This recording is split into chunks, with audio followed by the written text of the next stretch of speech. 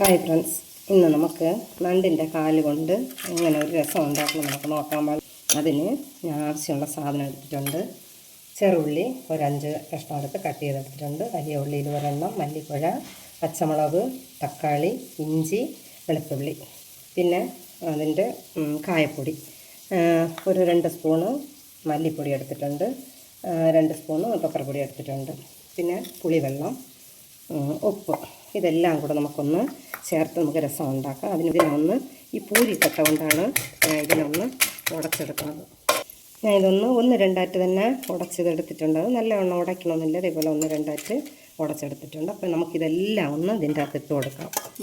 എല്ലാം നമ്മൾ ഇതിൻ്റെ അകത്ത് ഒന്ന് ഇട്ട് കൊടുത്തിട്ടുണ്ട്.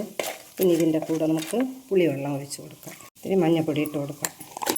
എരിപ്പിന് വേണ്ടിയിട്ടാണ് ഞാൻ പച്ചമുളകും പെപ്പർപ്പൊടിയും ഇട്ട് കൊടുത്തിട്ടുള്ളത്. നമുക്കിനി ഇത്തിരി കായപ്പൊടി ഇട്ട് കൊടുക്കാം.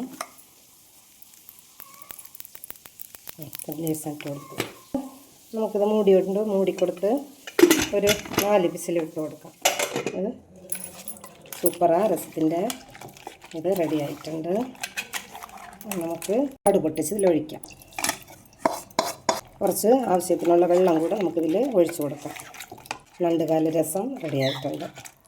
ഇത് ചോറിലൊഴിച്ച് തിന്നാൻ നല്ല സൂപ്പറായിരിക്കും. നിങ്ങളിതേപോലെ ഒരിക്കൽ ട്രൈ ചെയ്ത് നോക്കണം. Thank you.